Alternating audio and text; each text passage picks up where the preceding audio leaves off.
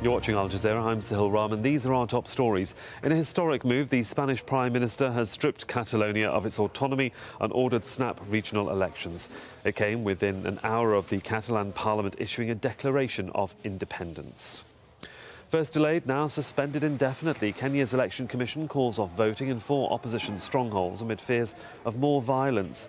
Violent confrontations between police and protesters have made it near impossible for voting materials to get to a number of polling stations.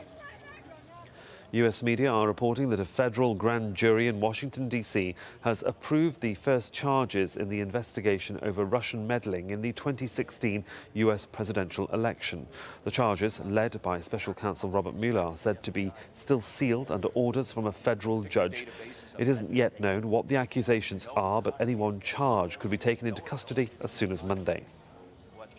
US Defense Secretary James Mattis is in Seoul to meet with his South Korean counterpart. It's his second visit this year and comes amid increasing tensions on the peninsula. Mattis told reporters the military alliance between Seoul and Washington is ironclad.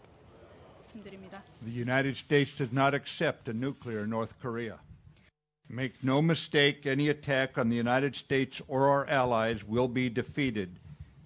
Any use of nuclear weapons by the North will be met with a massive military response, effective and overwhelming.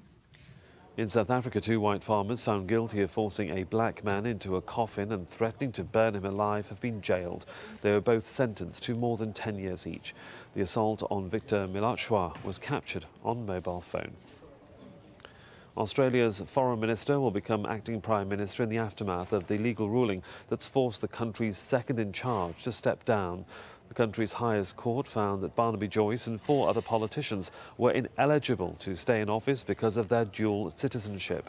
The Prime Minister has decided against appointing a temporary deputy and instead has named Julie Bishop as his stand-in when he travels overseas later in the week. I'll be back with more news in 30 minutes. Next on Al Jazeera, it's Talk to Al Jazeera.